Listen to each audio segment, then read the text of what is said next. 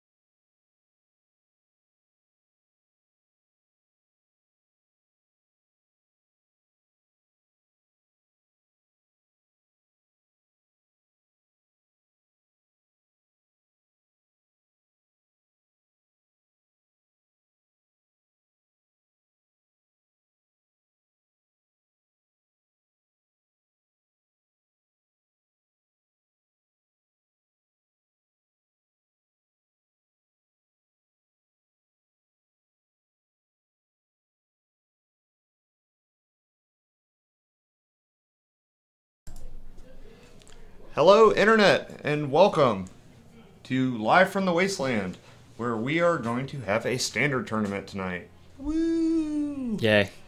And as per the usual, Jeff Stouter in the booth with Nathan Satterfield. And we are going to be commenting, shoutcasting, if you will, on some sweet standard matches for you guys tonight. But before we get started, they're still setting up out there. Pairing should be going up here in about 5 minutes. I just want to talk about standard a little bit first. It is new. It is the first week of Magic Origins being out, and it has some spicy ones. So, Nathan, did you watch the Star City Open last weekend? I didn't get a chance to watch very much of it live, but Sure. I've gone back over the top 64 deck lists, and I must say I was pleasantly surprised with the diversity. I kind of thought that green Devotion with the red splash, things like Atarka and Xenagos the Reveler, was probably going to be king, and it did end up taking down the tournament, and it had several copies in top 8, but there were new, fresh ideas performing well. I don't even want to talk about that finals match. It was a not great one. Anticlimactic, to say the least. I believe it was, what was it, just Blue-White Heroic? Blue-White Heroic, Logan Mize. Unfortunate. Oh, Logan Mize. Unfortunate end of variance. Didn't draw enough lands. Drew nothing but lands. Our hearts what go have out to you. Yeah. Sorry, buddy. Condolences. Well played on the tournament, though. Overall, it was fun. Yeah, fun to watch. Surprisingly enough, he had actual 0 new cards in his deck. So we're not going to talk about that one. We're going to talk about the other one. So in the red-green Devotion deck that won, I believe he had Nissa and Sword of the Animist, correct? That is correct. He had one copy of Sword of the Animist in his 75, and it was main deck. Interesting choice. How do you feel about that card and its interaction with some of the other cards in the deck, like Courser of Kruphix? Sword of the Animist seemed kind of average. Every time I saw him cast it, it didn't really do a lot. Like, he got some value off of it, but other than that, it was pretty medium. I saw him cast it several times and then just not equip it. I wonder if it was worth one of the main deck slots and maybe, not worth playing. Yeah, I didn't necessarily like it. If there was a place for it, I don't think it would be in the green-red Devotion deck for sure. All right, so it looks like we have players at our table. So give us 1 second to get set up here, guys.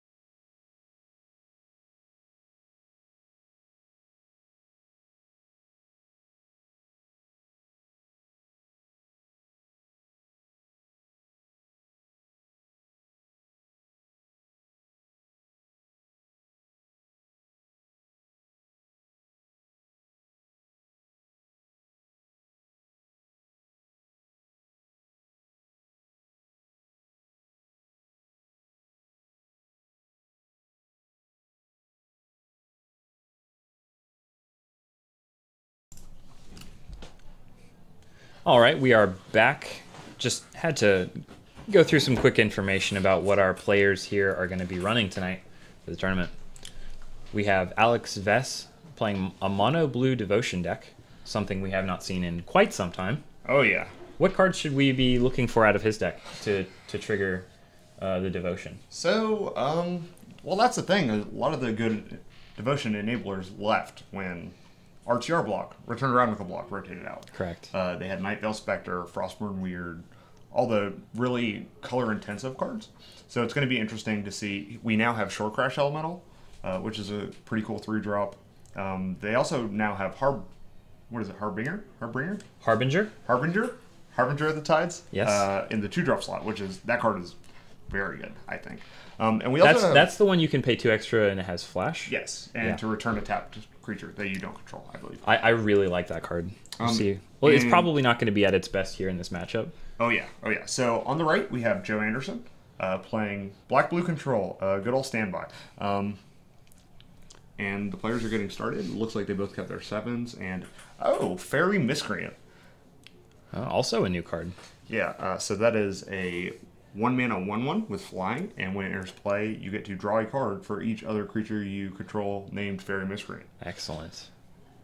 Looks like Joe just going to play a Temple of Deceit. Scry, I believe he put it on the bottom. Got a 2-drop here. 2 more 1-drops. Oh, excellent. Oh, double Hypnotic Siren, huh? Oh, weird. There's a card with the Bestow that becomes Mind Control. For 7, correct? I believe it is 7. 5 and 2 blue. Alex is getting his flying min beats on. It's very impressive. That was a Radiant Fountain, I believe, for Joe. Yeah, it's going to gain him 2 life. 3rd land here for Alex. His team of 1/1's going to hit the building. Crash in. Bring Joe down to 18. And a Morph for Alex. Ooh, so 2 things. It could be Stratus Dancer, which... That's a good one here. I'm hoping it's that one. Oh, well, it was a Stratus Dancer. Yep. And that is also a new card. Clash of Wills from Origins. Blue X, counter target spell, unless they pay X. No frills, no syncopate, no power sync. Just a 4 spike here. All right, we'll see. 3rd land for Joe. Gonna pass the turn back. Looks like Alex has more 1/1 flyers in his hand. I wonder if he's just trying not to get blown out by Drowning Sorrow. That's a card I would be playing around, assuming Joe is playing that. You also play around Languish as well. Joe just drew a new flip card, so it could be either Jace or Liliana, I assume. I think it's probably a Liliana. It is. Oh, Jace. no, it is Jace. He's playing the Jace. Oh my! So very interesting. Jace, 2-mana 0/2 that you can tap to Merfolk Looter, draw a card, discard a card, and if you have 7 or more cards in your graveyard, 5? Is it 5? I believe it's 5. That's aggressive. It flips into its Planeswalker form, which is pretty strong. Let's see, so the beatdowns coming in from Alex got Joe down to 12. So Alex has 2 cards in his hand. One is another Hypnotic Siren and an island, it looks like. Yeah. A Swamp from Joe. He has a plethora of cards in his hand. Yeah, I see a Perilous Vault. Gonna crack the Polluted Delta. See if he gets this island here. Yep, got an island.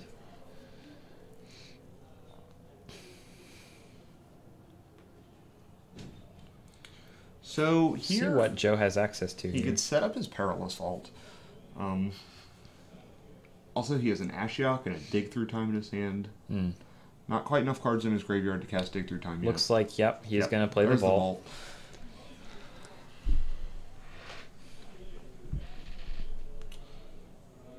Another island for Alex. Ooh, getting a little flooded. Yes. Looks like 3 more. He's going to go ahead and tap. Easy, guys, easy. For him. Yep. Well, it's not blocking, so...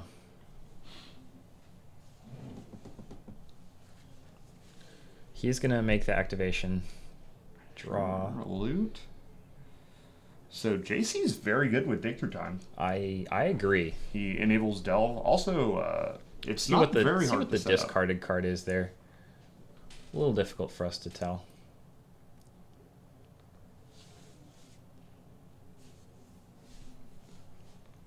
He's wondering if he should loot again. Is he trying to find his 5th land drop? Ooh, Bile Blight. That's a Bile good Blight. That's a very strong one here. It's going to take out both copies of the Hypnotic Siren. All those flying men. Now he gets to flip his Jace when he activates it. He did find his 5th land drop too. That's Oh, a nice one. This turn has been very good for Joe. Yes, there it is.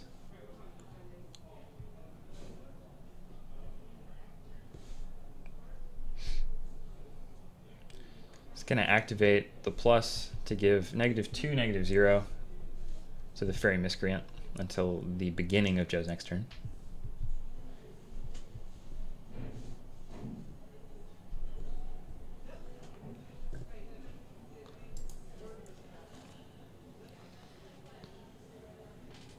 Right, and that is the 7th land for Alex, so he can now bestow that Okay, Hypnotic Siren. looks like Dig Through Time was one of the cards discarded. Yeah, I'm just getting Joe's graveyard cleaned up here so we can see it. Alright, and Jason is Planeswalker form. It is enters play with 4 loyalty, correct? His +1 is target creature gets -2/-0 until your next turn. Yep. His -3 is essentially Snapcaster Mage, gives a card flashback. His ultimate is -9, I believe.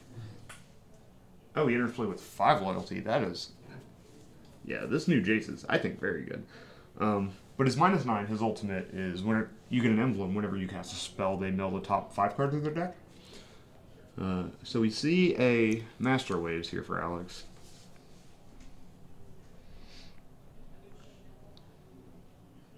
I think we're gonna get him some tokens real quick. Yes, we are. Here we go. The basketball card tokens, very stylish. I believe that is Kobe. Those are the 1/0 elementals. Ooh, ultimate price. Looks like that's going to take out Master of Waves and his team. All the elementals. Yeah, it looks like Joe has. He's pulling ahead here. It's going to once again plus targeting Fairy Miscreant and play an Ashiok. Going to take Ashiok up. We'll see what goodies he's got in store. Shore Crasher, copy of Thassa, and another creature. Couldn't quite make out what it was. But 3 options here for Joe. There's the Hypnotic Siren. Looks like he's drawn a copy of Shore Crasher as well. Oh, there it is. Shore Crasher is blue for a 3/3. And you can pay a colorless mana to give it either +1/-1 or -1/+1. It also has Megamorph, and its Megamorph cost is 4 and blue. Yep, Joe's just making sure. You can also pay a blue to exile it and return it to the battlefield. Either, I believe you return it face down. Throwback to Aetherling from Return to Ravnica. Oh, I miss Aetherling. I have killed many a person with good old Aetherling. You have the option to be more aggressive by playing it face up, or you can get, you know, the potential 2 extra power or toughness from the +1/+1 counter by taking the slow route and megamorphing it.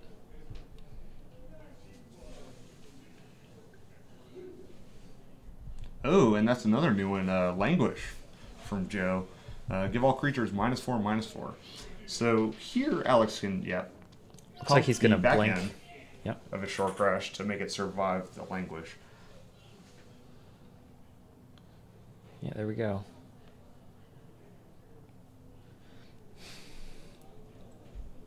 Well, Joe's Planeswalkers are getting a little scary. They're going up, up, and up, so...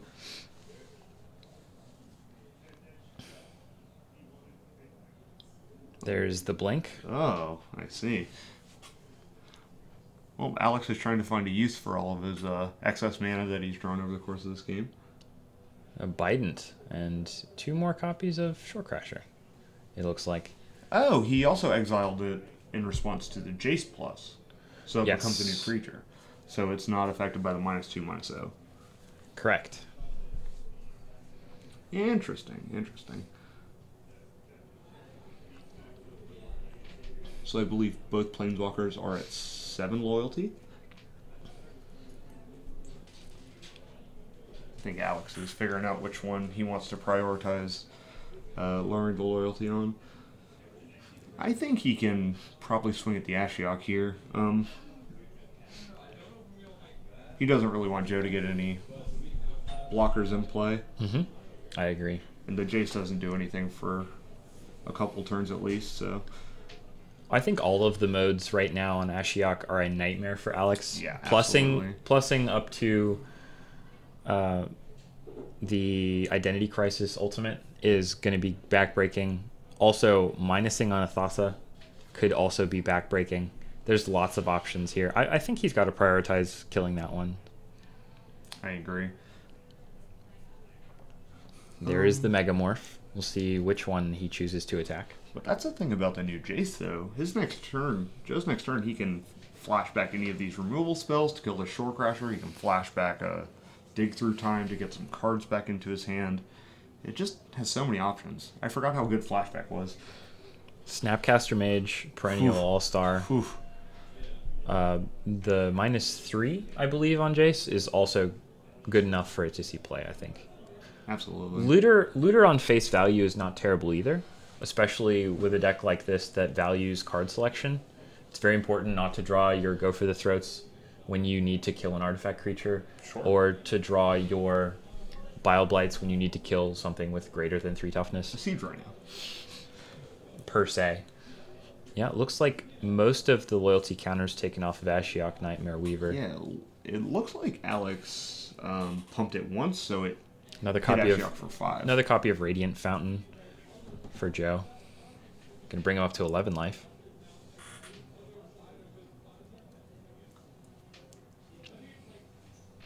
I'm sorry about the glare on some of those cards, guys. It is a work in progress for sure. As you can see, we have an overlay now. That's for all you guys at home, so you can see what's going on as far as life totals, game count, all that stuff. So we see a minus from Ashiok, taking her out. Putting a Harbinger. Harbinger of the Tides, attempting to Bounce the short card. bounce it back. He flips in response. Let's see. And then a minus with a Go for the Throat, I think.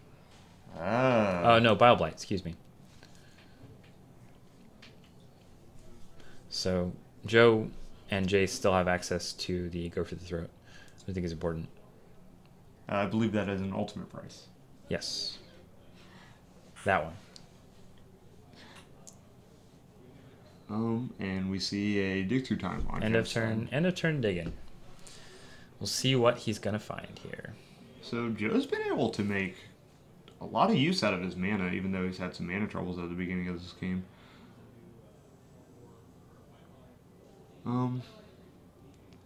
Exiled 4 cards here.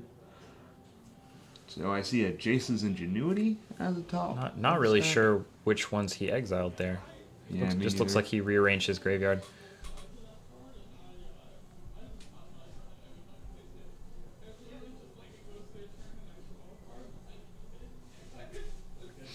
There's a Thassa from Alex.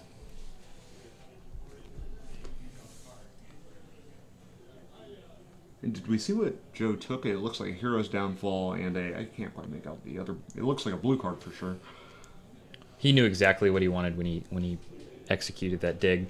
Didn't give us very much room to see what he took. Looks like another copy of Perilous Vault and an Ashiok in his hand right now. There's a minus. Gonna target the dig. Oh yeah, this is. Oh, so he's gonna give his dig flashback and then crack the Perilous Vault. Whew.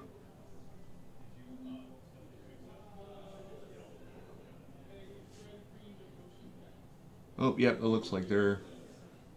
Yep, it looks like Joe didn't exile the cards. There it goes. So those are the top 4. Yep. Those were the ones for the dig. Okay. Awesome, awesome. There we go. Got that cleared up. He is going to activate Oh, but now it looks like he doesn't have enough mana to cast the Dig Through Time that he gave Flashback. An unfortunate circumstance for Joe, not being clear enough with his actions on the board state, leading to a small misplay there. He's still got lots of cards in hands to Alex Bident, so we'll see if he can close this game out. To be fair, in there's Ashiok. the last iteration of the Mono Blue Devotion deck, the Bident was one of the best cards against the control decks. Absolutely. You could just make them answer every single threat that you play, or they risk letting you draw, hundreds of cards at least. The typical sideboard strategy for that deck in previous iterations was to sideboard into an aggro control deck, board up to 6, 7, sometimes even 8 counter spells, and just ride a flying 1/1 to victory. You only ever tap out for one other threat, typically. Good old Raptor beats. That's right. Right. Judge's Familiar did most of the work in those sideboarded games. Ooh, so Alex actually has a pretty nice recovery from that first Perilous Vault, but it looks like Joe has another one. See if Alex can supply enough pressure to make Joe pop the vault and take care of his own Ashiok. I think Joe has the option to minus with it on the stack, activate vault, and then end up with the only permanent of a non-land variety in play. We'll see if he builds up to that, or just chooses to. Yeah, he's going to keep ticking up. Doesn't look like Alex has a creature to pressure with yet. There's another copy of Thassa. That's a good one. So he's got access to Stratus Dancer and Master of Waves, as well as the Thassa. Alex going to scry. Doesn't like it, puts it at the bottom. See if he likes the replacement card. Just passes.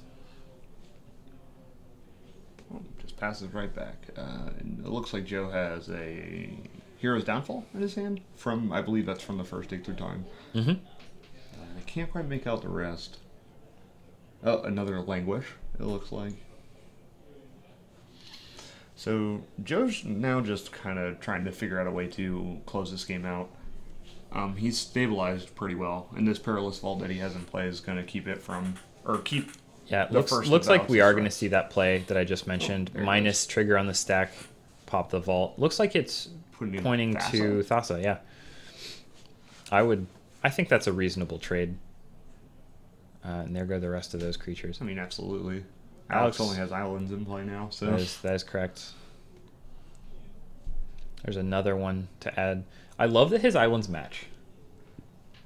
Even though they're not full art, kudos to him for putting in the extra mile. For anyone who doesn't know Alex Vess, he is a classy gentleman. A classy gentleman. And through. Yes. And you can see that in his lands. Joe's lands, his islands also match, but I feel like he's being a bit... I think he's in the process. He's in the process of converting over to Unglued, if I'm not mistaken. So we'll see if that strategy pays off for him. Well, at least there's no white bordered islands in play. We can all be happy that that's not the case. Alex Vess wishing he had something other than islands in play. There is a Fairy Miscreant. The good old turn 11 team. Joe drew a Dissolve here, opting not to use it on the Fairy Miscreant. Put that one to the Not bottom. particularly threatened by the card. There's another Temple of Deceit. Also going to scry to the bottom. So I don't believe Joe's deck is running any actual creature win conditions.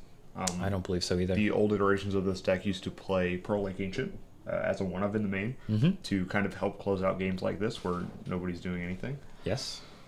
But I don't believe Joe is doing that. I believe he put the Jaces in instead of the Pearl Lake. He's also not running any of the dragons, as we've seen Yes. be a win condition for the blue-black control strategies. Which is interesting, because that means he's... Copy of Master of Waves to draw for Alex. putting Clash of Wills in instead of Silumgar's Scorn. Silumgar's Scorn, yeah. It's going to be a ultimate price. Yep. And take out Fairy Miscreant.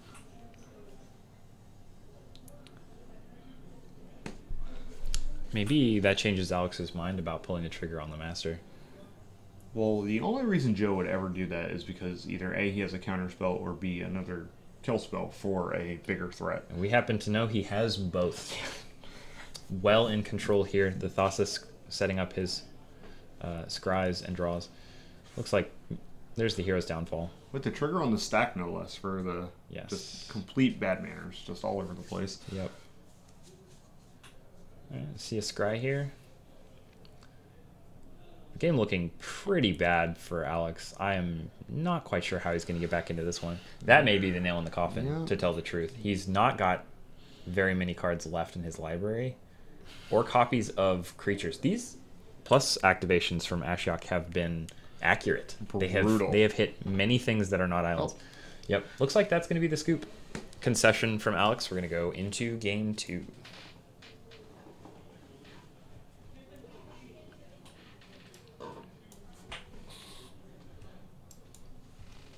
So what sort of, we mentioned the past sideboard strategies for Mono Blue. What sort of sideboard cards do you think Alex can bring in to make this matchup better? Because it doesn't look very good for him on paper. Oh no, that first match was a beating. Oh, there's a whiteboard island. There it is. We saw it. That's the stuff. Had to be somewhere, right? So I think Alex needs to board into, it's essentially the same kind of sideboard strategy as the old Mono Blue Devotion decks, where he needs to rely more on his Bite It to keep up with the card draw. He needs to put in counter spells to be able to pick fights over certain threats. You don't need a lot of threats to kill the Blue-Black Devotion deck. You just need them to stay in play. Just nickel and diming them. Yeah, absolutely. It is harder to do that now because the old control decks didn't have access to things like Radiant Fountain and Dismal Backwater. Just random lands that gain them life and give them extra turns and extra draw steps. Sure. Also, I feel like Alex needs to... I don't really like the Fairy Miscreants in this matchup. They are small, they get underneath the removal and the counter spells, but like you said, it's hard for them to keep up with Radiant Fountains and Dismal Backwaters. Also, the odds of him triggering any of them, unless he plays one on turn 1 and one on turn 2, or, several on the same turn, is very low. Joe's going to be boarding into a more removal-heavy deck. Yes, so. I agree. Playing the second one is asking for trouble. You either walk into a Baublight or a removal spell so that you don't get the trigger. But I suppose if you're Alex, you're happy that he's using a removal spell on your 1-mana creature. Sure, but he might not be. I mean, Alex saw more than one Languish in game 1. That's true. And Languish is a beating for this Mono Blue deck.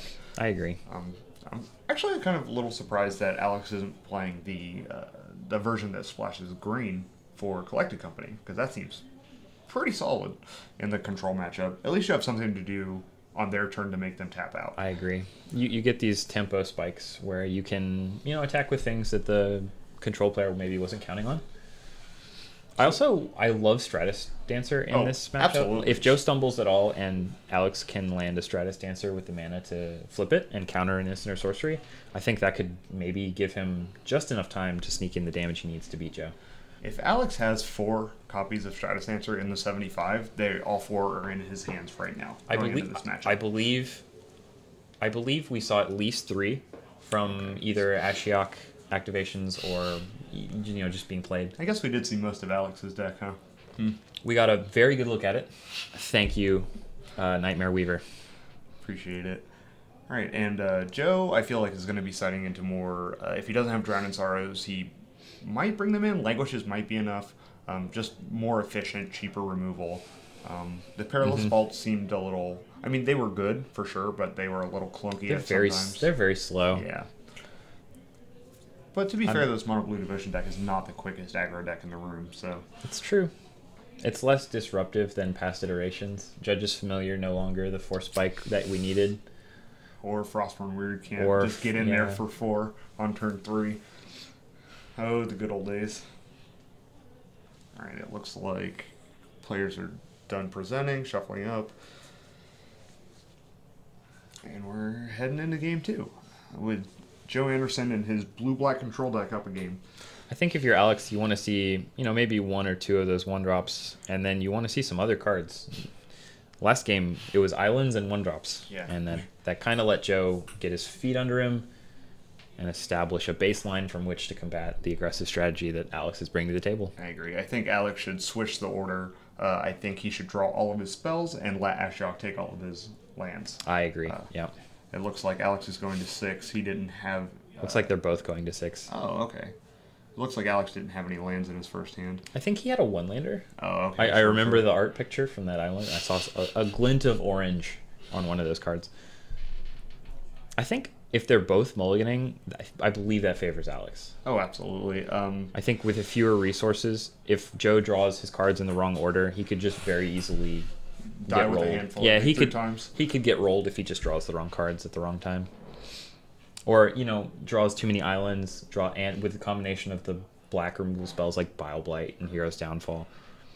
Do you think Hero's Downfall is a card to trim in this matchup? 3 mana to kill 1 creature doesn't seem like a great deal. A lot, but like I said, the mono blue deck isn't the fastest deck. It is a good answer to a turn 3 Shore Crasher, which I don't even know if Alex will play it now that he knows what he's playing against. It matches up. It does match up well against the expensive threats. Yeah, absolutely. But Ultimate Price also just does the same for cheaper, so he might trim him. I can see him doing that. Well, I saw an Ashiok and a Perilous Vault. Looks like Joe's going to 5 here. Did not want it. I also believe the only 2 lands in it were Islands. Islands, yeah. Like Probably a good decision for Joe here. There's better 5s where you can cast all your spells. Alex is happy with his 6. I see a couple copies of the Island. I see a Thassa. Hypnotic Siren stays in. All right. Interesting. Maybe we had the sideboard strategy all wrong. Maybe he's just going for lower, faster. Run face first into a Languish. Sneak directly under all of the removal spells. Yeah, I feel actually Alex's new sideboard strategy of his opponent mulliganing to 5 is working out really well for him. Joe looks like he's got 1 land, but it is a temple.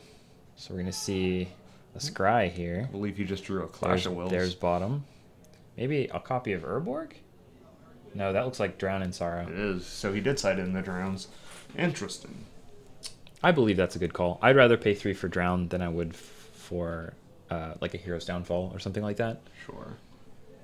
I mean, it is faster than Languish and kills just about everything. I agree. See if Alex goes for the Thassa here. Yeah, let's see if he actually plays around the Clash of Wills since he saw it in game 1. Could be a pretty big game for Joe to be able to counter the Thassa here. Absolutely, it'll get in. I do think I see 2 copies, though, so Alex is pretty safe going for this. Expecting it to get countered. There's the Polluted Delta. Oh, the card I just saw in Alex's hand is an interesting one. Hour of Need. Oh. From Journey into Nyx, I believe. Turning creatures into... Sphinxes. Into Sphinxes, that's yes. right. It is... Very interesting. A blue and 1. Yes. And it strives for... I believe 2. 2? Yeah. Yes. And it exiles a creature and puts a 4/4 Sphinx token into play. That's an interesting one. I like it. I can get behind that.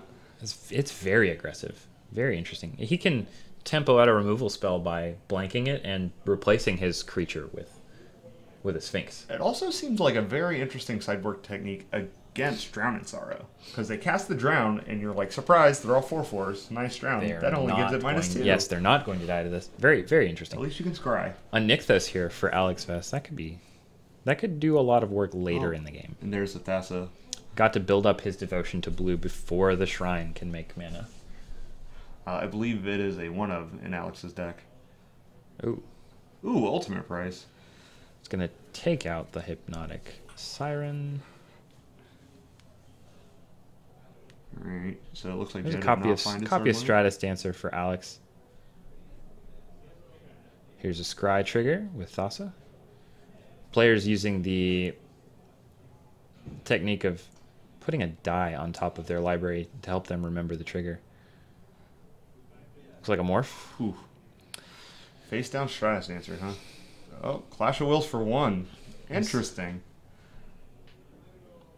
Joe just So trying to make activate him, it. yeah, Joe just trying to make him tap the mana so that he can get through this removal spell next turn and kill it before it has a chance to counter something more relevant later on down the line. There's Tasigur. Oh. All right, well, Well, there's a card. He's opted to just go with this plan instead and stick a 4/5. No, I don't think Joe has a remove spell for 2 in his hand. It looks like he has a Drown and Ashiok. I can't really make out what else. Still no third land, though. He does have a Tasigur in play, though, which That's true. is not the worst thing in the universe.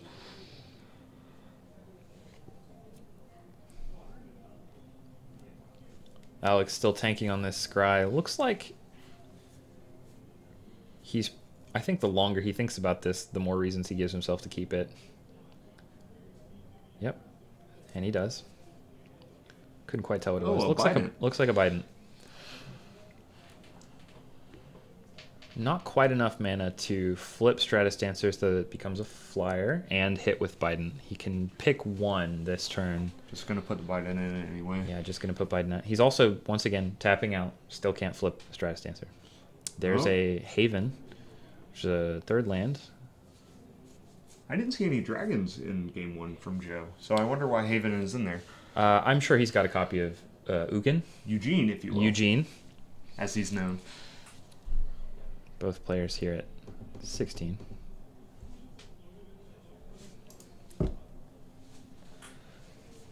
There's a copy of Drown. Gonna take out the Morph. He didn't leave Aranita up.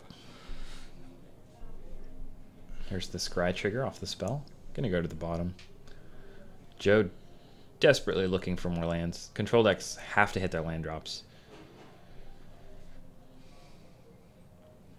If Alex can find something with more than one blue pip on it, he can potentially cast it and activate Thassa. Swing for 5, get the draw trigger.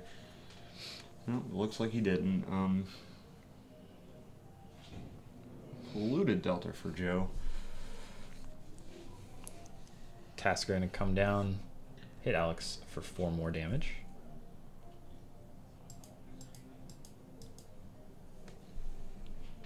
Looks like he's got a follow-up play of Ashiok, Nightmare Weaver. Island, and is that a Harbinger of the Tides? It is. It is, okay. Here's a Scry. Can't quite tell what that is. I think it's a Hypnotic Siren going to the bottom. He doesn't want. He needs something high impact. Yes, like now. He needs the devotion. He needs to be able to turn Thassa on. Believe that's gonna do it. Looks like Shore Crasher. Yep, that puts his devotion up to 6, which means Thassa's gonna rumble in, take out this Ashiok.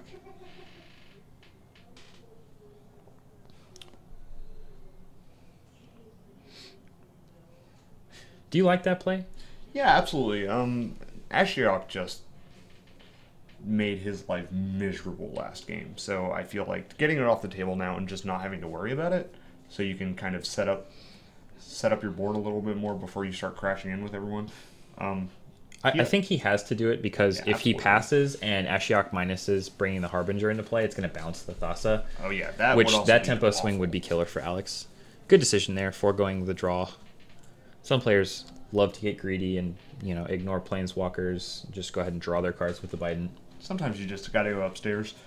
Sometimes you got to go face. So Alex also has enough mana to activate his Bident and make Tasigur crash in.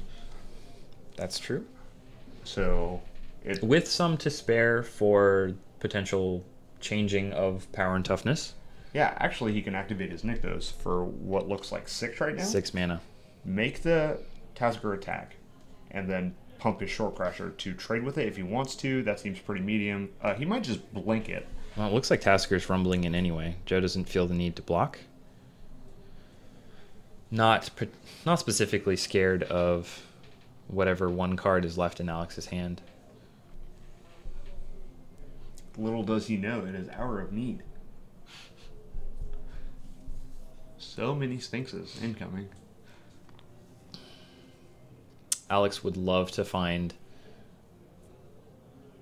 a Master of Waves That would be with which to phenomenal right combo. Here. It would also make it's a combo. it would be combo. It would also make 7 elementals. It also pumps Shore Crasher. It also Shore Crasher is an is elemental. creature type elemental. More synergies here. Alex is just going to take it. Going to 8.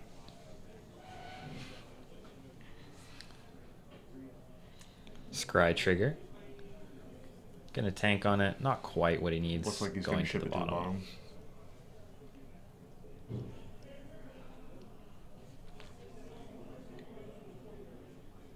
Looks like he's drawn an island. Not quite what he was looking for here. Unfortunate.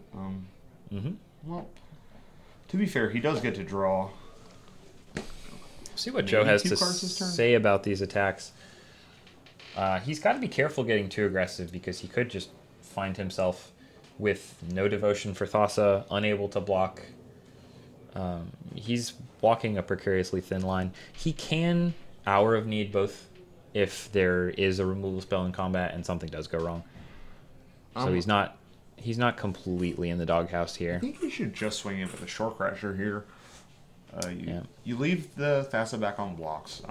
If something does go wrong, you can definitely use the Hour of Need. But Shore Crasher can also just get in for a ton of damage. He has a bunch of mana to pump it with. That's definitely true. And if anyone tries to use a removal spell on it, you can just blink it, put it face down, flip it back face up to turn Thassa back on. So Alex is working. His Flood is not the worst thing in the world. He does have a bunch of options. Lots of things to sink his mana into. Looks like an activation of Tasigur going to come down here. See what gets flipped. Island and Drown in Sorrow. So our options are Drown, Ashiok, huh? That is correct.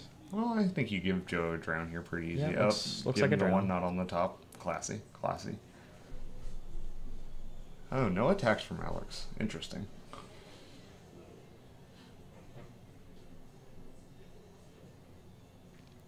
Looks like he's going to activate Bite It and just try to eat this Tasigur. Yeah, there it is. He's just tired of taking 4. Comes the block. This has been a much closer game than it looked like when Joe rolled to 5. Oh, there's a vault. Well, that is not something Hour of Need is going to be able to play around. That's going to take care of all the creatures and the Bident. So yeah, he's got to big play by Joe. He's got to do some work here on this turn. This card also going to go to the bottom. We'll see what Alex can come up with.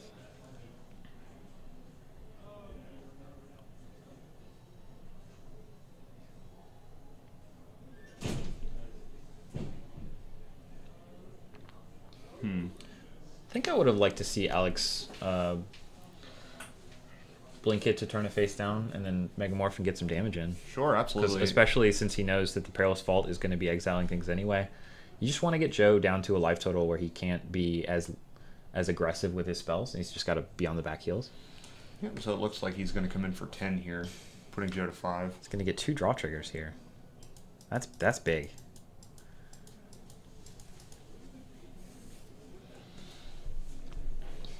That was a big hit for Alex, too. Absolutely.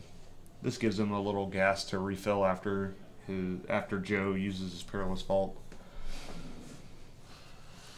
It looks like he drew Stratus Dancer and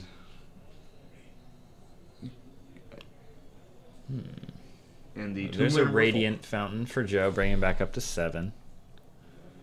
Gonna pass it back. Just gonna try to bait out some more things from Alex before he pops this Vault. Yeah. He is definitely popping Vault. Absolutely. I mean, Alex has lethal on board. He doesn't even have to play anything before he swings in. I would just make Joe use a Perilous Vault and then redeploy.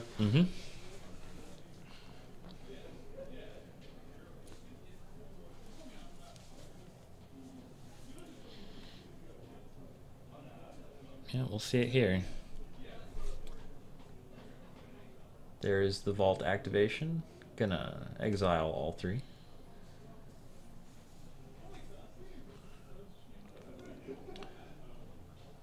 Ooh. There's the Stratus Dancer face down. See what other things, if any, Alex chooses to play. Yeah, I like this. You make it so anything that Joe draws from Joe is pretty much dead in the water, and he has to cast 2 spells to do just about anything. It's a real 2-turn threat, being a 3/2 with the Megamorph flip. Thanks, Polluted Delta. We appreciate it. Make the math easy for us. Absolutely. 2 turns as a Sphinx as well, so that doesn't change the clock either. Oh. 6 mana for a Dragon Lord. That is very interesting. Yeah, he's going to take that Stratus Dancer, and there's not a whole lot Alex can do about it. I mean, I guess he can Hour of Need after Joe targets it, but a 4/4 into his 4/6 Death Touch does not look very impressive. No, it does not. That was another big play from Joe. The top of his deck has been very kind to him. I agree. I believe he also has a Dig Through Time in his hand, too, so he can regas next turn. Does have some dragons in his list. Oh. There it is. Maybe there's a Hypnotic Siren in Alex's hand that we have not seen. That'd be a good one. He'd be able to take the dragon and get his Stratus Dancer back. Just everyone switching permanents back and forth. Sounds like Blue Mages. Sounds exactly like what Blue Mages do. Joe going to take this opportunity to make sure that that is indeed a Stratus Dancer. The privilege of being the controller of a morph card.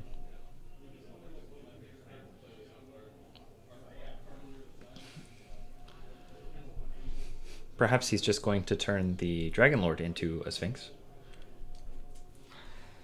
That's still a pretty decent blocker for Joe. I mean, it's not the worst Pongify I've ever seen in my life, but it is not great. It does let Joe walk himself into getting something like a Dig Through Time countered. Also, Alex could turn the Dragon Lord into a Sphinx and then play the Merfolk to put the token back into his hand. Yeah. He's got to do it now, because Absolutely. if he does let Joe untap, unless Joe taps out for the dig, which I don't think he would, he risks getting his own Hour of Need countered. So we'll see what he chooses to do here. Just gonna pass. An interesting strategy. It looks like he's gonna go for the Hour of Need here. We'll see if Joe does tap out. Otherwise, that's not really an option for him. Also, Alex needs to watch out. He's at 8. He is very close to just dying to these flyers. Dismal Backwater, gaining 1 more for Joe. Alex may have a counterspell back out in his hand. Oh. He's going to play the Harbinger and put Stratus Dancer back in his hand, maybe? That is a very interesting play here. Because he can cast it with Flash for 4 mana, as opposed to the 2. He can. Looks like he just took the hit.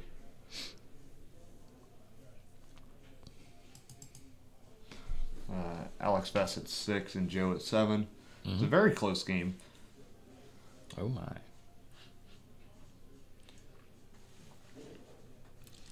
Here it is. There is the Flash Harbinger. Looks like Joe has responses. He's gonna dig. He's gonna dig. Probably for a interesting. counterspell. Oh. See what response is. We have here. Ooh, a negate. That's what that card Just was. not interested in seeing it. Oh, there it is. Looks like Joe gonna counter and make sure his dig goes through. He will, of course, be tapped too low to do anything about this Harbinger. So Stratus Dancer gonna go back to Alex's hand. Sure. I mean, the way Joe's mana has worked out, he also didn't have double blue available for a counterspell on the Harbinger. So I don't know if I really like that negate from Alex, but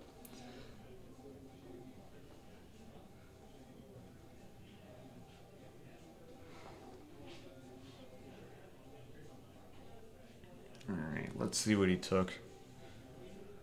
That is a good point.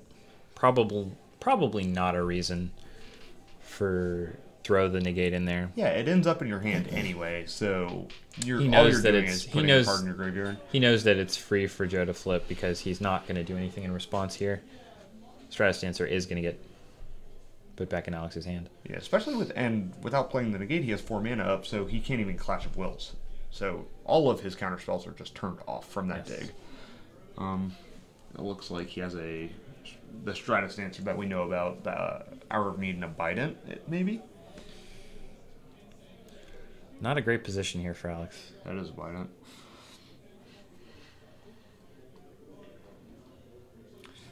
I mean, to be fair, he doesn't really have to put that much damage through. He just has to find a way to get around the Silumgar.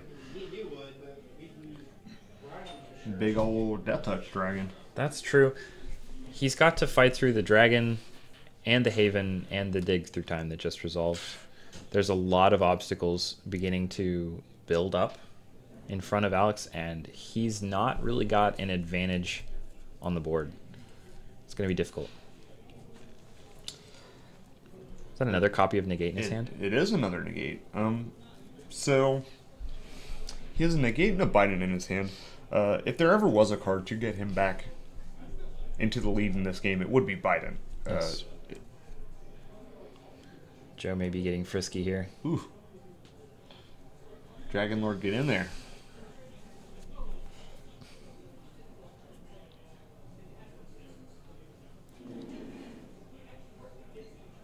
Joe gonna take a quick look at the exiled zone.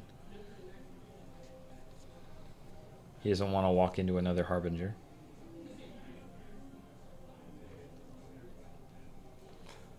So it looks like Joe has a Bile Blight, a Perilous Vault, a Drowning Sorrow, and 2 more cards in his hand.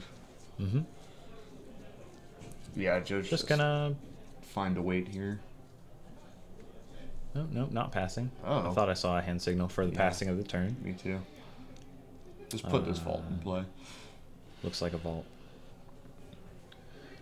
I think this needs to draw the negate from Alex. Gives Joe too much say-so about what's in play. Yeah, it looks like Joe's just going to let the Negate resolve.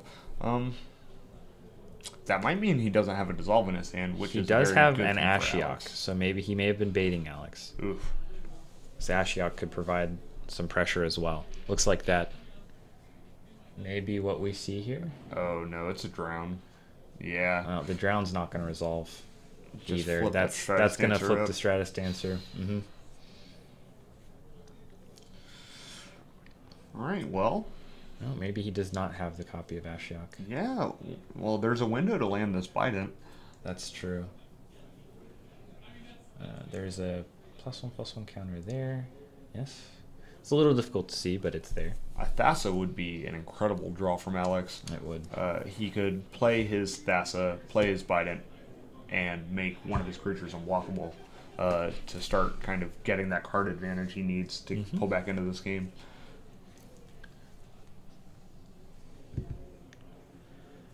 See, 4 for Bident, 5 pips, 6 mana. Yes, he could only make one of them unblockable Yeah. with 1 mana left to spare.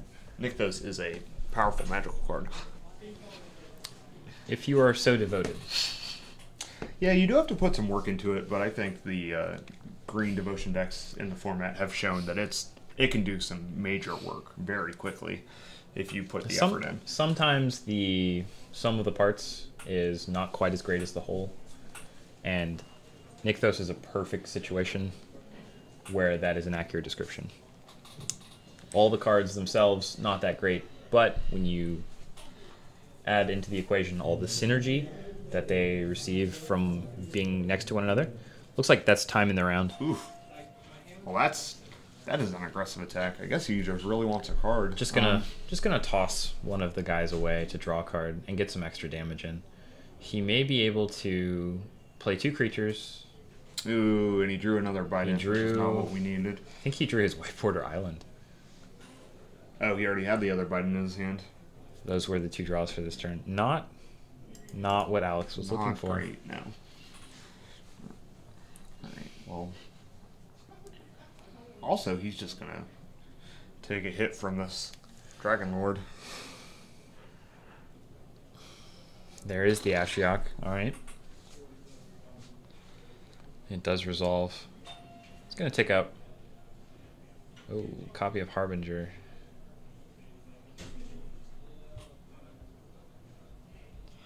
All right, so the players at our feature match table here have a 3-minute time extension, so they are not quite in time yet. The time was called for the rest of the round. But I don't think this game is going to go for another 3 minutes, so... Joe just needs to hold off. Doesn't actually have to win the game. Although it looks like he is going to be able to pull this one out and get the two games won to secure a victory. He's in full control right now. It's a Stratus Dancer, the draw from Alex. I'm sorry, Dragon Lord is a 3/5. I kept thinking it was a 4/5, but 3/5 no. Death Touch Flyer. Yep. I just wanted to make that card just a little bit better. Not that it needs it. So this is another Stratus Dancer that Alex is going to have to flip up to chump block. Alex has got the one white border island in there just for value. Just for value. Let this be a lesson to you. If you draw your white border island, it is a bad omen.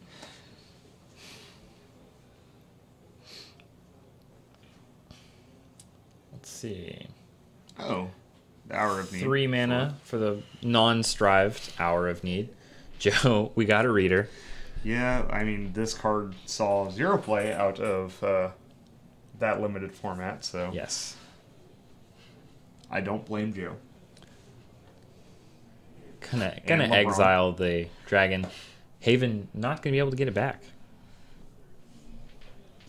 But how does Alex beat LeBron? I don't know.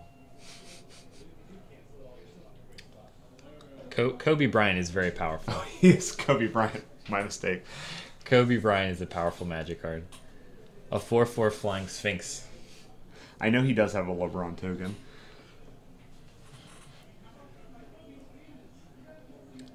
Yep. And there's the And that's the handshake. game. All right, looks like Joe Anderson will take this over Alex S. 2-0. Right. A very interesting matchup. Blue Devotion, not quite the powerhouse that it once was. And Blue-Black Control looking quite strong there. Even on the mulligan to 5, able to pull that match out. Yeah, so it didn't, at the Open last weekend, it didn't look like a ton of people were playing Black-Blue Devotion, or Black-Blue Control. I mean, they might just not have been on coverage. The White-Blue Control deck definitely was, but Blue-Black looked really good. They got a lot of cool tools to use. Like, Languish seems insane in this format. It seems very good against a lot of decks running around. I think a lot of people are still in the mindset that the control decks get the most out of playing the green instead of blue. And if you're playing black and green anyway, why not play white? Or even blue. I saw at least one copy of a Sultai Control in the top 64 deck list from Chicago. Jeff Hoagland with his blue-white Thopter Spy Network deck. That deck was sweet. Control decks might be taking over the format. Hangerback Walker looked incredible. Every time it was in play, it looked so good. To play alongside Wrath Effects and just Absolutely. a good blocker that just keeps blocking better and better as the game goes on. I mean, you can play it on 2, and by the time they're swinging with a Siege Rhino, it can be a 5/5 and blocking it. That's right. It is not hard for that card to get up to snuff on actual big creatures. And the problem is that when your opponent finally realizes that it's grown out of hand and uses a card on it, it becomes 1/1 just flyers. turns into a million little guys. Yes. That you draw cards from with Thopter Spy Network. It's a really cool deck. Thopter Spy Network was actually my pick for standard play out of my sleeper pick from Magic Origins. I think that card's very good. It's half Bitter Blossom, half Bident. Both those cards have seen a fair amount of constructed play. I had hoped people were not sleeping on the card because I thought it was very, very good. People kept making Bitter Blossom analogies. I think it's not quite that powerful because Oh, of course not. It does have a condition. It costs twice as much, which is very difficult. It's also not in a color that has as much removal or interaction. I mean, they have counter spells, but it's different. Blue affects the board, but in different ways than black does. Bitter Blossom, the cost was your life total, which is something you could preserve with the 1/1 flyers. And you got some synergy there where you were using this resource, which wasn't as valuable to you because you were less likely to be taking damage. But in this case, you just have to pay a little bit more mana, which I think is more fair. Yeah, absolutely. This is a much more I don't want to say well designed, but well thought through. From a design standpoint, I think this is a success. Sure, absolutely. Only time will tell, though, whether these control strategies can hang with green-red devotion. I think that they have the tools. Oh, Languish is gross against green-red devotion. I think that they have the tools. We'll see if we can find someone playing a green-red deck and put them on camera later. Absolutely. So from here in the booth, this is Jeff Stouter and Nathan Satterfield, and we will be back for round 2. I'd say give us about 10 minutes, and we'll be right back.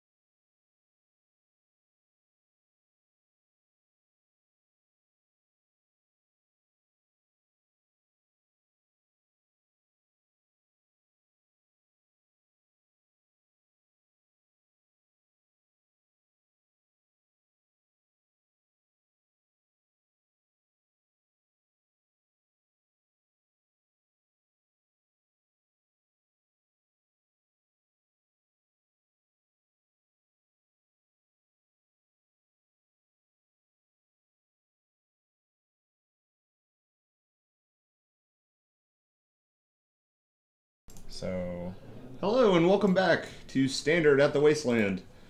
Give us 1 second to set up for a minute.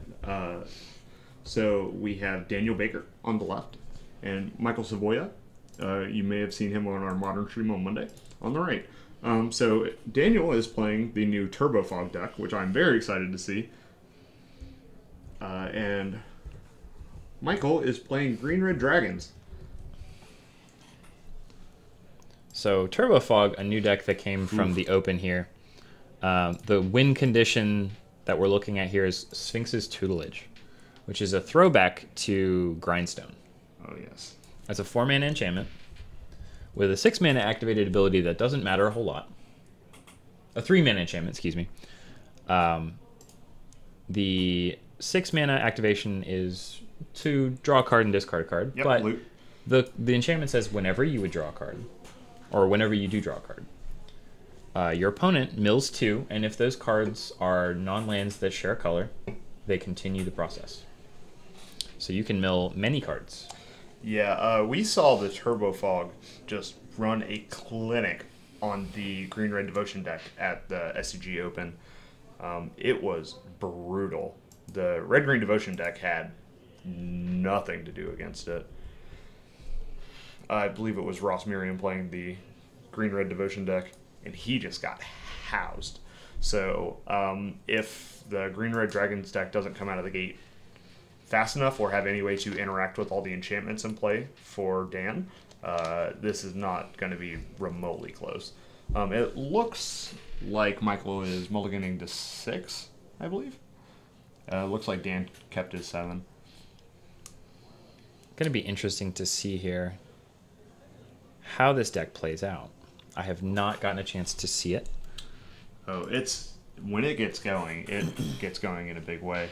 It also plays Days Undoing. Days Undoing.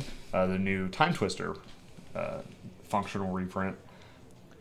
It's slightly counterintuitive to play a card that shuffles all into the library when you're trying to mill your opponent, but it's just that perfect reset button that you need to not die that Turbo Fog decks have not had in the past. It's actually kind of interesting. So the deck also plays Treasure Cruise and Dig Through Time. That is correct. So they can exile all the cards that they don't want to draw, There's and a then Radiant shuffle all Fountain. the good cards back into their deck. So it ups the chances of them drawing gas later in And the game. here is a Monastery Monastery Siege. I assume he's going to choose Cons, which is at the beginning of his draw step, he draws a card, discards a card. That's correct. Another card that interlocks very well with Sphinx's Tutelage. As well as the Treasure Cruise, Dig Through Time, and his deck as well. This deck is Lots of synergy. super cool. I Lots like of it a Micah. lot. Lots of mana for Michael on his side of the table. Lots of Michael for mana. Yes.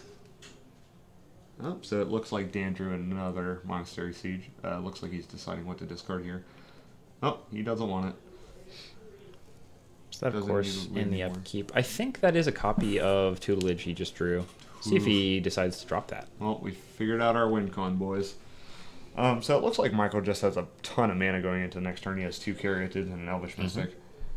Oh, just all the Just a Monastery Sieges. Third copy. Goodness. Yeah, Dan is going to be ripping through his deck. Any Treasure Cruise or Dig Through Time he draws there is going to be immediately online. We got 5, probably a Storm Breath. Storm Yep, Breath. there it is. Incoming. Ha! Caught Dan without a... Gonna see an attack here. Without for a fog 5 up. damage.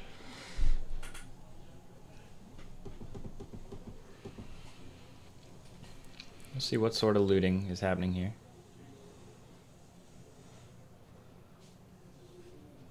No, I was very impressed with this Turbo Fog deck. I usually do not appreciate decks like this. They seem a little cheeky, but this one seemed super, super good. Looks like he drew a copy of Revealing Winds, I believe is the name of the fog. There's about 3 or 4 different types of fog in this deck. Yeah, so there's Winds of Calcisma, Yes. and the other one is Defend the Hearth. Defend the Hearth. There's a few more that he could play, should he choose to. I think those are the only 3 that Dan's playing today. Alright, well, Fog shields are up. Mm-hmm. He's also gaining lots of life. He's already gained 5 life from his mana base. Just negating the attack last turn from Michael. Hasn't even had to play a fog yet. It's like a free fog every game. That is a Xenagos. Oh my. God of Revels. So it can, at the beginning of your combat step, you give a creature +X/+0 and haste, where X is its power. Oh, I don't believe it can target itself. I could be wrong. I believe it is another creature. Let's check that.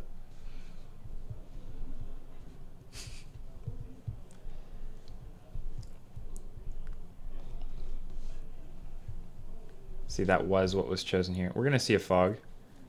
I mean, not that it matters. This turn, not a big deal. In all honesty.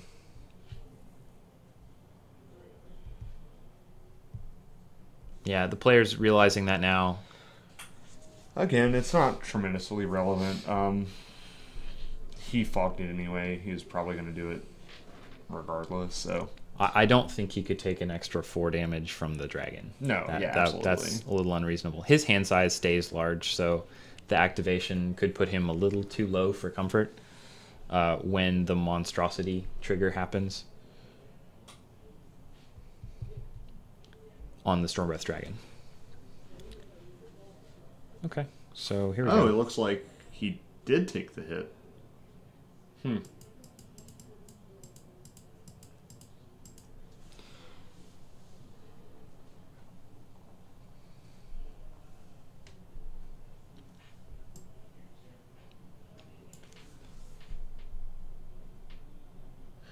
Yeah, it looks like Daniel decided not to use his fog and just took the 9. Interesting choice here. Discarding lands here. Yeah, he needs to watch out. That monstrous on that Stormbreath dragon is going to do a ton. He's got 4 cards in his hand, and especially with Time Twisters in your deck, like you're going to have a ton of cards in your hand every turn. Yeah, so. getting burned out's a real possibility. None of the fogs in Standard prevent non-combat damage, if I'm correct. I believe you are. And then a Day's Undoing could fill Michael's hands with some Draconic Roars, Lightning Strike. It could also be playing Stoke the Flames as well. So there's plenty of things Michael could be running that could go to Daniel's face. I would much rather see him. Yep. See, there is the activation. It's going to be for 4. Let's see if Dan plays a fog in response here just to save 1 damage. Nope, just takes it. Looks like he took 4 there. I think if he is going to play the fog, it would have been correct for him to just go ahead and get it out of his hand. Sure. I mean, it works pre-combat as well as it works post-combat or during combat. Mm-hmm. But 7 and 19. All right, now Xenagos is just casual swing for 14. Gonna use the fog now. And I believe the stipulation on revealing wins is you get to look at their face-down creatures, if you so choose. Which in this format is not worthless. No, certainly lots of morphs and megamorphs being played. I believe it's important to know which one is lined up against you. Draw. There's a negate. Probably not the card he's looking for against dragons. No, I think he needs a Day's Undoing or a Treasure Cruise or something to refill his hand. I agree. We need more fogs. We do. I think he's got 1 copy, so we'll see what else he's got access to here. It's going to keep up the negate. Perhaps feeling that he is a little bit too low.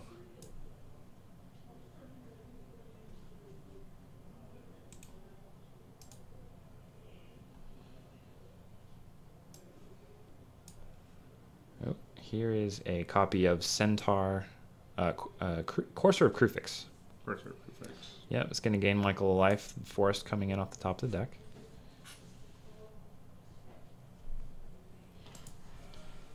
Michael back up to 20. Dan is... Trigger the Xenagos once again. Just going to... Hearth. Yep, there's Defend the Hearth. Just going to attack with the Stormbreath. I mean, there's no reason not to, Even if you're pretty sure Dan has a fog, make him have it. It's plenty lethal by itself. There's a second copy. Just looking to nickel and dime Daniel here. Just get this other activation in, hit him for 2 or 3. Make him have the fogs. I mean, Dan is a Sphinx's tutelage away from essentially just setting up shop. And there's a treasure cruise. Oh. We'll see what he chooses to discard here. Look like an artifact. I believe that is the new mythic from Origins, the Archive, I believe. Oh, 5-mana artifact doubles your life gain, doubles your cards drawn that aren't your draw step, which seems very good in this deck. Alcamarets something, I believe. Whatever the name of that giant Sphinx man is. Yes. No, but that card seems solid. This is definitely the kind of deck that has enough time and resources to set something like that up. And I feel like once you set that up, unless you just have no other plays at all, you just can't possibly lose. Absolutely. Oh, there's a treasure cruise. Gonna remove some cards here. It's been a while since we've seen treasure cruise in standard. Most people have switched to dig through time for the selection as opposed to the sheer just quantity of cards. But I feel like in Turbo Fog, it doesn't. All your cards do almost the same they're thing. so redundant. You just need to draw some. You just need 3 instead of 2. Also, the treasure cruise triggers Sphinx's tutelage, which 6 cards off the top get you. He's walking a dangerous line though now because he's going to fall very low on this dragon activation should it resolve. The second Stormbreath Dragon presenting a whole lot of damage. Yeah, that's an interesting point. That is, I guess, another level of attack that Michael has. We know Michael's drawing this Wooded Foothills. And then there's a Dragonlord Atarka on top. Not a spectacular draw. No. Doesn't really need more big creatures. Wants to draw a burn spell. See if he decides to fetch that, shuffle it away. I think I would have liked to see him shuffle that Wooded Foothills away, considering he had one in play already. It's underneath his current Wooded Foothills. Yes. So he didn't have to draw another land. I feel like he just needs to find spells. Here's an activation. We'll see if something happens in response. Here's the fog in response to get a card out of the hand. Yep. And it looks like he's probably going to take 5. Yeah, 5 damage. Going to drop him 2. 2 to 21. Daniel's got a lot of work left to do here. Yeah, but Dan's not really trying to kill Michael via his life total, so... It is a resource that is diminishing his ability to play the game.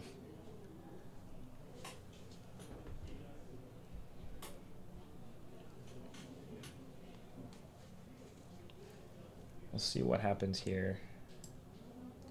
Looks like he's just discarding lands and treasure cruises. Little life to live. Casually discard Ancestral Recall. There's another forest. There's the Sphinx's tutelage. There's the big guns. So this is the part we've all been waiting for. Time to see how many cards he can mill here. He's going to have to do this quickly or, sequence some very, very, very good draws. Dragonlord Atarka. There's another... Again, I would have liked to see Michael hunt for a third Stormbreath Dragon with those Wooded Foothills. I agree. Because I feel like that's the only card at this point that matters. I mean, Dan is drawing enough cards that he's going to have a fog in his hand an overwhelming majority of the time. Yeah, any sort of burn spell, whether it's another dragon with an activation. Gonna see it get pumped. 2 guys coming in. Yeah, just send in the clowns. Nope. We're gonna defend the hearth. None of that. It looks like Dan has another treasure cruise in his hand. And Michael gonna fetch here. Gonna take 1. Gonna find a basic land. Gonna come into play. Trigger the Courser. Gonna gain 1 right back.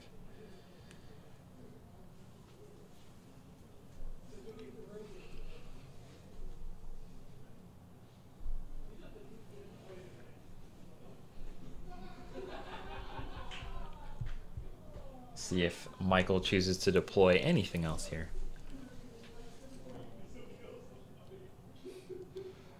Oh, nope. That is also not what we needed. Looks like just a mountain on top. Alright, well. All right. To be fair, Land for Michael. Land on top was not the worst thing, considering all these tutelage. Oh, So we're gonna Michael has to reveal the top. Yeah. Oh, there it is. Crater's Claws and a Haven. No hit on that one. Crater's And Claws would have been nice. Third time's a charm.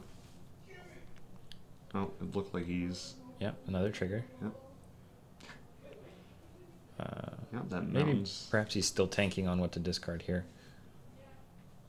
Mill 2 more. There we go. Yep. 2 lands. 2 more lands. Alright, what's on top? Another copy of Xenagos. That's not a terrible one to see on top because that card does actually. Yeah, Daniel can just leave that there and be okay. Tapping 3 mana for a second copy of Sphinx's Tutelage. Now he's milling 4 cards. Yeah, that's a 4 per trigger. So yeah, that's potentially more. Incredibly fast clock. I agree. That's 12 cards every time he goes into his turn. So Michael gonna once again fetch, gain a life.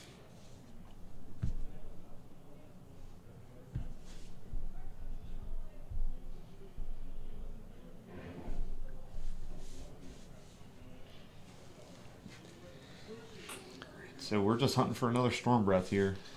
Well, he has shown us Crater's Claws, so there is that.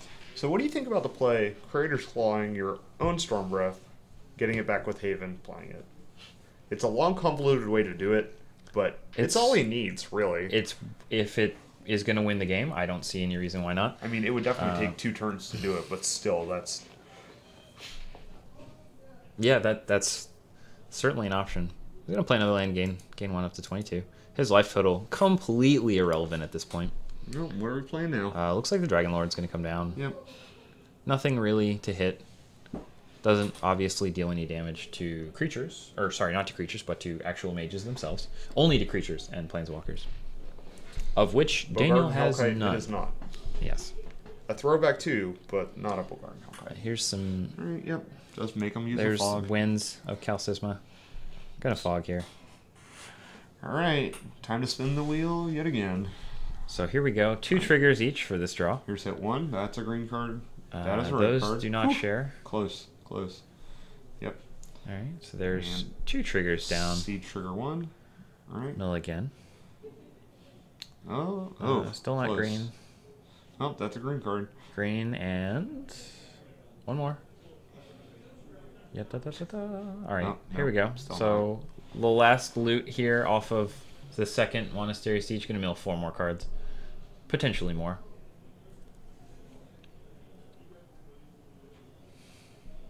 Maybe. Maybe. Okay, here we go. There it is. Is that a Dragon Lord Servant on top of Michael's deck? Just getting a library count here. I believe it is a 2-mana 1/3 that makes dragon spells you cast cost 2 less. Very interesting. Yeah, that's Very a little interesting. spicy. Turn 3 Storm Breaths are good. I agree. So it looks like Michael has around 26 cards in his library left. So we still got a little bit.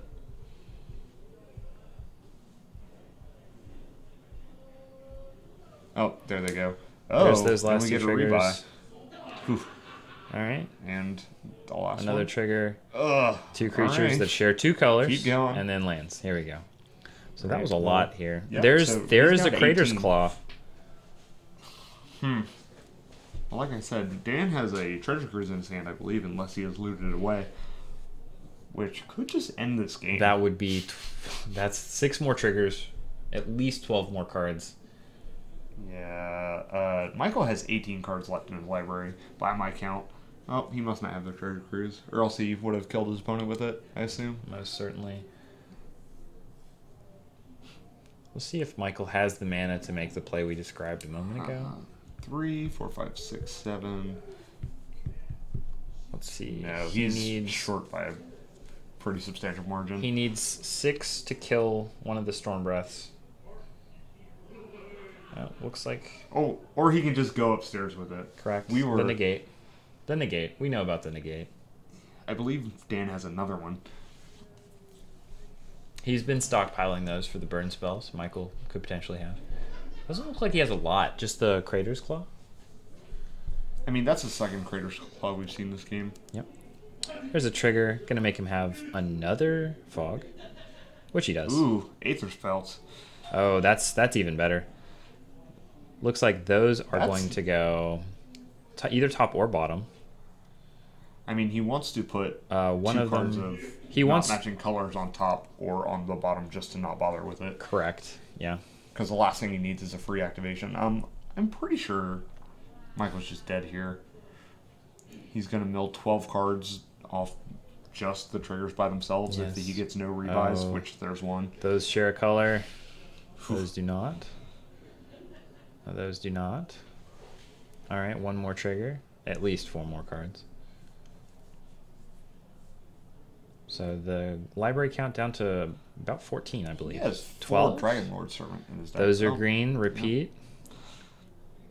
Those do not share as well. I believe he's down to 6 or 8.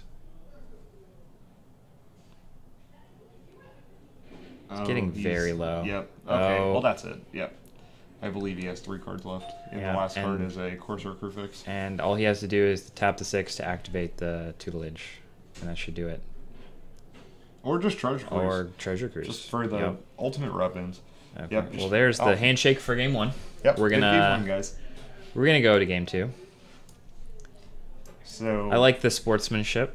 Yeah, absolutely. It's always good to see a handshake after game 1. No one likes playing against a deck like Turbo Fog. I'm never upset to see it because it's entertaining to, watch it do what it's doing, but while you're on the other side of what's happening, it's just not fun for you. Oh, sure. You just have to sit there, play your cards, and just hope that they draw, I don't know, a rock? Just actual bread out of their deck? Like, all the cards in Dan's deck just completely house this Green Red Dragons deck. We'll see what Michael has access to. Really, he just needs to stockpile on burn spells. Or enchantment removal. I mean, any of those times if he killed those tutelages, Destructive Revelry, like Destructive Revelry, an Reclamation excellent Sage, sideboard card here. Yeah, Sage is also very, very good. because he can hit it with Genesis Hydra. Mm-hmm. I'm trying to think. Or, like you said, just more burn spells. The Draconic Roars don't really have any targets, so I'd probably side those out. I don't like those very much. Maybe more Crater's Claws. I don't know. A lot of the cards in Michael's deck seem pretty average in this matchup. It's going to be difficult for him to get through here. Looks like Daniel's taking out the Archive. Yes, the archive. And the Dictates, maybe? Dictator Crufix? Dictate Howling a little slow. Or not slow, but it gives too many cards to the dragon player. I think you want to play a little bit slower of a game. You don't want to be putting a deck that can go completely nuts with more cards. Wait, so you're saying the deck that has 20 fogs in the main wants to play a slower game? Come on, Nathan. Crazy talk. Just madness. So, yeah, I don't even know what the sideboard of the Turbo Fog deck would even look like. I assume it's just more counter spells, because I think its matchup against Control is borderline awful, because once your opponent has a bunch of counter spells too, then Yeah, you don't really put pressure on them, so it's difficult to stockpile a good hand. And even when you do stockpile a good hand, your cards don't match up well against things like Planeswalkers. Assuming Joe Anderson from our last feature match in round 1 was sitting on the other side, Ashiok is extremely troublesome. It seems very difficult for Ashiok Daniel would to remove. just pound this deck into the And ground. very easy to set up. Also, Perilous Vault, if things got too out of hand, if he commits too many of those kill enchantments. all of his enchantments. Yeah, it would be unfortunate. And those don't get shuffled back in because Perilous Vault exiles, so even a Day's Undoing doesn't rebuy all of those win conditions that get destroyed or exiled.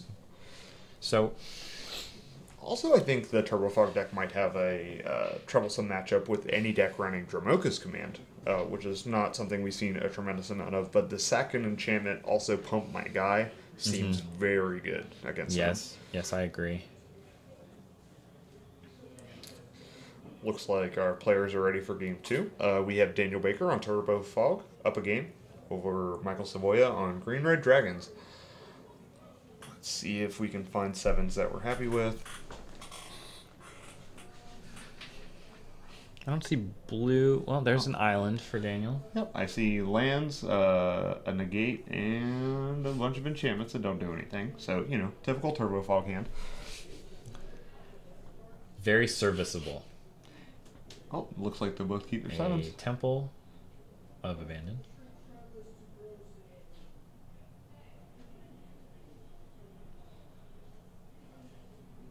Let's see if Michael has an accelerator here.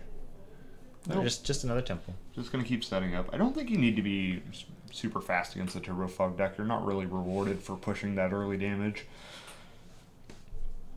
I mean, their fogs start on 2 mana, so... Well, he does have there's the Elvish Mystic. accelerator. You want to be able to start playing your dragons early and get them in under potential. Disdainful Strokes. Yeah, the Dissolves. counter spells, the fogs. When Daniel has time to set up, they lose a lot of value, Yeah, and you want to be able to hit once or twice before that actually happens. Thunderbreak Region is not really the kind of threat that Michael wants to see here. I feel like the Storm Breaths are just infinite better, just because their activation of the monstrous. Yeah, Radiant Fountain for Daniel. Both of these players using the serviceable life gain effects of Ooh. playing basic and non-basic lands. Ooh. The very aggressive Sphinx's Sphinx's tutelage. Just on turn 3, get you. I like running it out there. I think he's Okay. got a second copy in his hand. Oh man. Again, I mean, We we may saw be it last seeing game. Storm Breath here, so the... Oh, no, just an attack for 3. And then the Thunderbreak Region coming down. Gonna trigger off the draw. They do not share. That's There's- another thing too. These Oh, Draconic Roar left in. Interesting. oh, I think that was missed. that seems pretty medium. That does not seem like the type of card Michael wants. He's gonna be hoping that he had milled that later. Sphinx's tutelage seems so good against these almost mono green decks. I mean, there were several flips in the last game that, I mean, Michael just milled, 4 or 6 cards off a single activation or a single trigger of Sphinx's tutelage. Mm-hmm. Well, attack for 7, looks like. Putting Dan to 12. Yes. Let's get another copy of Elvish Mystic.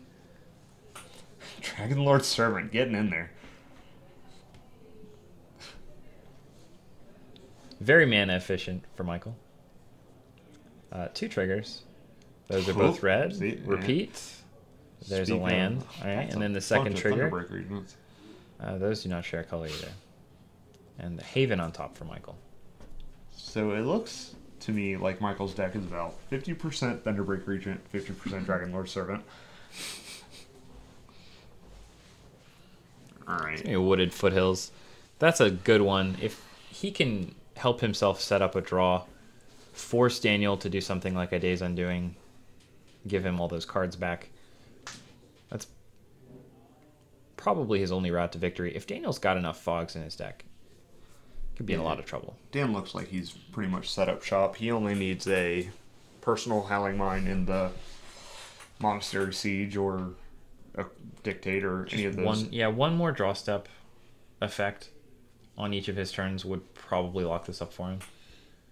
Some velocity to find another copy of one of his many fog spells.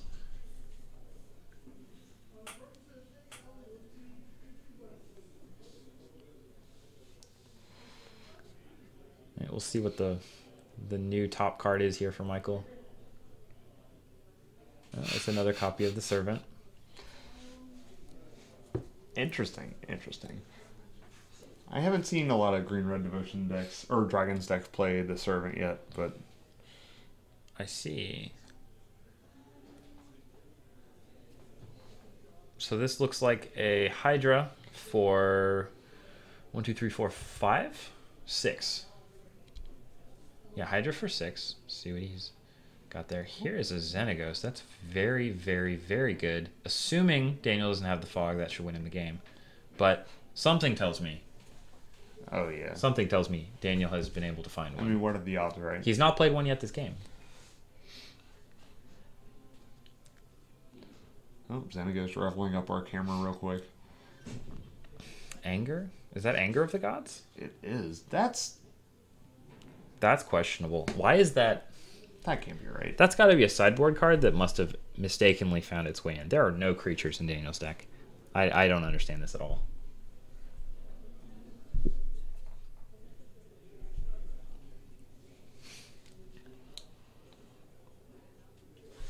Well, here comes an Aether Spouts. Not a terrible one. Gonna put that right back on top. Unfortunately, it is gonna get milled. Almost like a removal spell. Yeah, maybe he just wanted to get rid of that anger, but also just not risk milling any more cards. Yeah, there's a Storm Breath. That's not great. Not great for Michael. And it looks He's like a mountain looking thin on ways to the win number of cards in his library. Ways to not lose the game. Well, He's got the win on board. He just needs Daniel to whiff.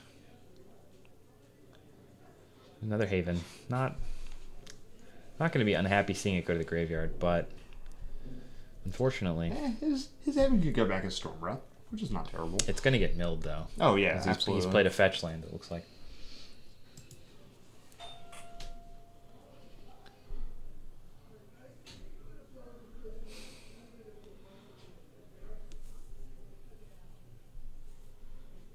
I mean, all you can really do in this spot is just keep crashing in the goons.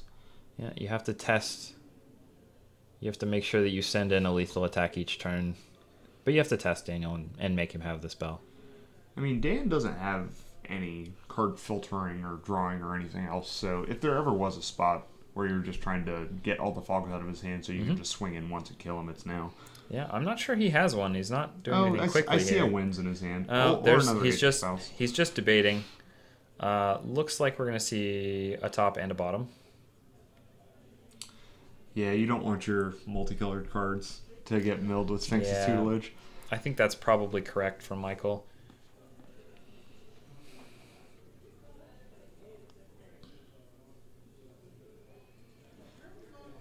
Yeah, I'm not. He had to convinced. He had to present a lethal attack there. I like the attack. It's just unfortunate that it was not a fog and it was another Aether Spouts. Because if he attacks with any more creatures but still presents lethal, it's way worse for him. He's gonna crack a Haven, get back Storm Breath, cast Storm Breath. Gonna need to. Now that Daniel's shields are down. Let's see. Oh, there's two more. Another copy of Haven. Some more lands. There's a Crater's Claw. Not what Michael wants to see going to the graveyard. I believe that's two copies down of Crater's Claws.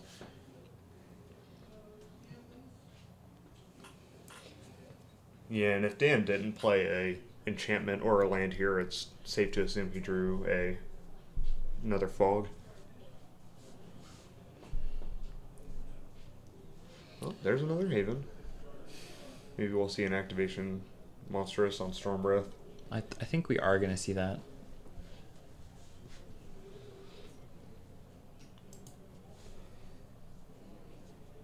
It's going to be 5 cards in hand for Daniel, so dropping him down to 7.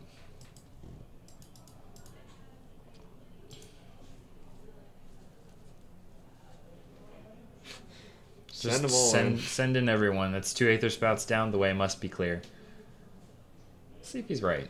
Well, he has a wins. He's just going to fog here. Yeah. Yeah, just going to use Winds of Kalsisma. No combat damage. Please and thank you.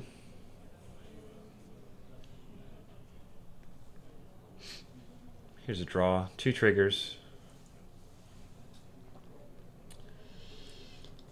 We'll get those Draconic Roars out of here. Yes, indeed. Whew. Okay, looks like Claw right on top. Ooh. That's gonna need to be milled. Daniel cannot leave that on top. I believe he does have a negate in his hand. No, he does have a negate, so he's gonna be okay with that. That's basically Michael's turn if he chooses to tap out for that. Just gonna walk him into this here. So if I were Michael, I don't know if I would be playing lands off the top of my library At this point, every land in your deck is a precious, precious resource. Thinning your deck, not what you want to do. I was thinking The value of getting lands off the top, and also not where you want to maybe be. he wants to sideboard the Courser's out because of that. Like, your life total is not relevant at all in this matchup. And lands being on top means that the trigger will not continue because of the way that the Sphinx's tutelage is worded. There's the negate. Just get him with a dragon. Yes. Make him use a fog. There's it is. Defend the Hearth. Let's see how many cards Michael has left in his deck. It's going to be running thin here. Yeah, it looks to me from here, it looks like his graveyard is taller than his library. So. Yeah, by a fair amount as well, I think. Just 4 cards here off the 2 triggers. Oh, that's another land. At least that's another copy of Sphinx's Tutelage in hand. Oh, goodness. He's going to need to find another... I mean, if he another way to draw some cards if here. he has a Treasure Cruise in his hand, he can cast Sphinx's Tutelage and Treasure Cruise and just kill Michael. That's true. Oh. Here's a Days Undoing. This is going to prompt the reset button, but it is going to mill... It's going to produce 14 triggers. So he may be right back where he started. But it ends the turn. Oh yes, the triggers don't actually Correct. resolve. They don't. It does make the triggers. They do go on the stack. But they do not resolve. Correct.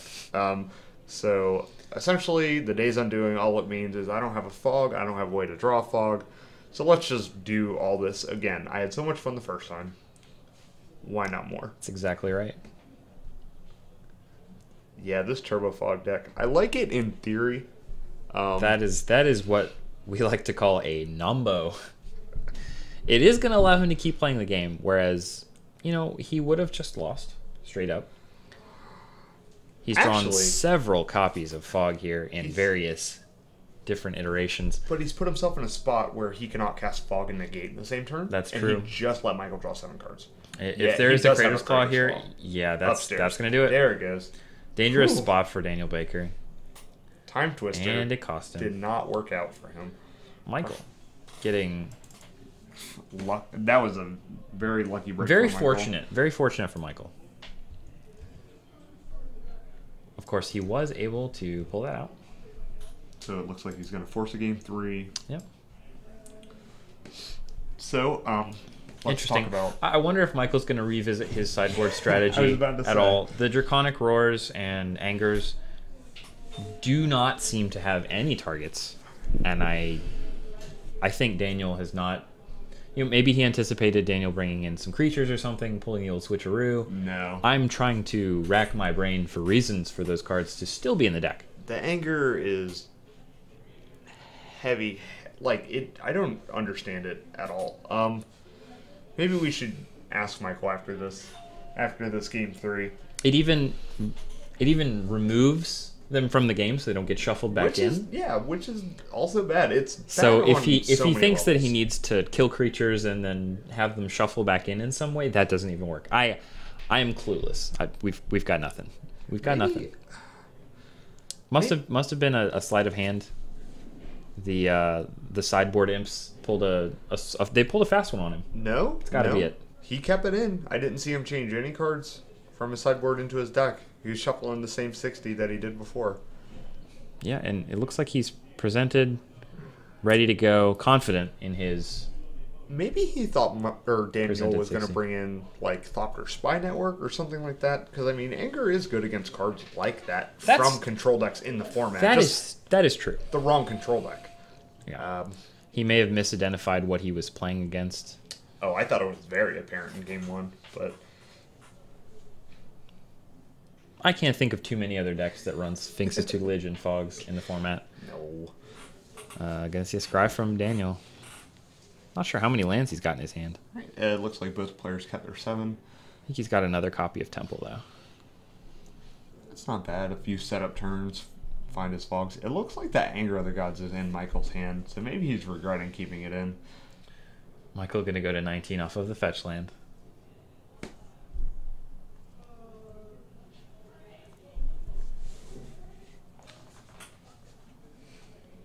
Well, it looks like that is a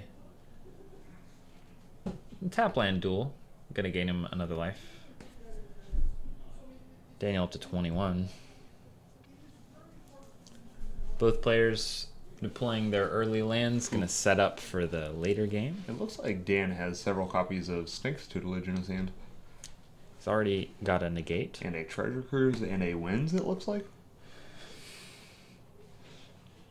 A fog here, a fog there. Ooh, get that, That 1/3 is in there. the servant threatening any land here and a Storm Breath. This is turn 3 Storm Breath.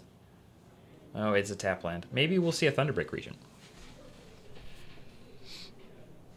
An attack from the Servant, and a passing of the turn.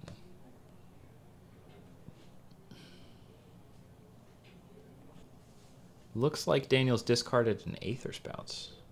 Can't quite tell. It's a Treasure Cruise, actually. Treasure Cruise, yes. Another attack from the Servant. There is the Thunderbreak Region. Just right on time. Turn 3. Another discard. Just can't seem to hit his land This drops. time it is a Day's Undoing.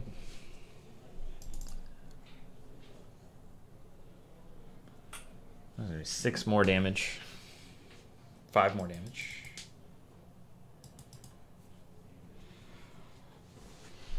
And a Sylvan Caryatid. Ah, there's the third land. Mm-hmm. And it gained him a life. What value? Looks like he has a fog for this turn. There's that cursor again. Gonna gain Michael a life. Another attack for 5.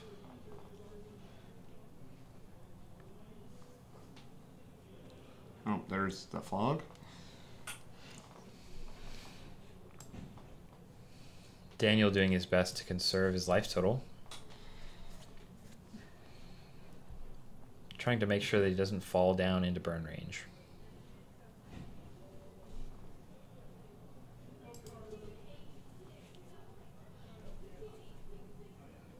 Do not think he drew a 4th land. He's going to need to start hitting some of his mana if he wants to play these enchantments and also not just be dead. He's got to hold up another fog to respect Xenagos, God of Realms. I mean, right now Michael can swing for, what is that, 7? 8? 8. Which is, you know, more than half of Dan's life total. There's also the potential of Storm Breath. Although I think if Michael had access to a Storm Breath, he would have played it already. Slam it on the table.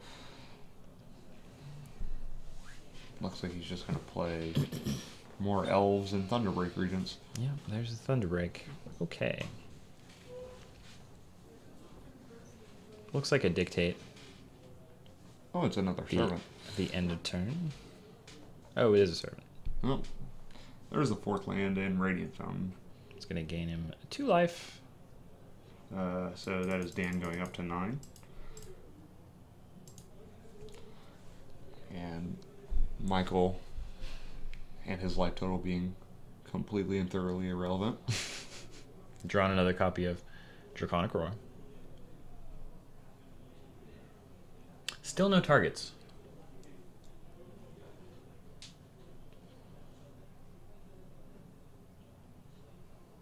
Oh, I think Dan was asking to read that card. Yes, I believe that was what was happening. So that's 6, 7, 8, 9, 10. Yep. That is lethal. Oh, but I see a fog in his hand. He's fine. There's Winds. Yeah, I feel like Michael may have missed his window. Because at this point, Dan's drawing enough cards that he should be able to reliably find a fog in. Yep, there's another Radiant Fountain to go with all this as well. He's going to go to 11. 11 to 21. It's going to feel safe enough to tap low on his turn and just leave up a fog. Doesn't need to hold up the negate for a large Crater's Claw. Let's see. I mean, Michael can Crater's Claws for 10. 9. Oh, no, he can do it for 11. Oh, he controls the 4-power creature, and he has 4 mana producing. Yep. So he does need to continue to hold up the negate if he's worried about dying to the claw.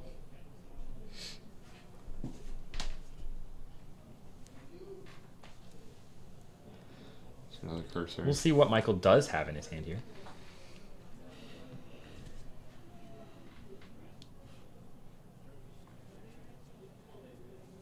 Well, here comes an attack. 6, 7, 8, 9, 10, 11. Lethal. All those elves are just Aether Spouts. Oh, that is brutal. That's gross. Yeah. Oh. Oh my. Oh I my. believe he's just walked into that one. That was... Yeah, I don't like the swing with the elves there. You know he has Aether's Spout. He Yeah. has played it in both the previous games. And now he just has to put a bunch of elves on the bottom of his deck, because I can't imagine he wants to draw any of them. He's going to leave the Thunder Break on top. Put everything else on the bottom. Everything else on the bottom. 2 draws for Daniel. Found another land. Looks like another copy of... Couldn't quite tell what that was. We're going to see a Sphinx's Tutelage come down here, I'm sure. There it is. Well, the win condition's in place. And so it begins. I think he has another copy of Dictator Crucifix in his hand, too, as well as another copy of Sphinx's Tutelage.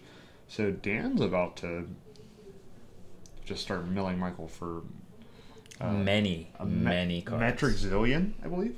18,000? I'm no library scientist, but... I believe they're called librarians. Yes. Library science, popular major among college students these days. Michael gonna gain another life, playing the Mountain.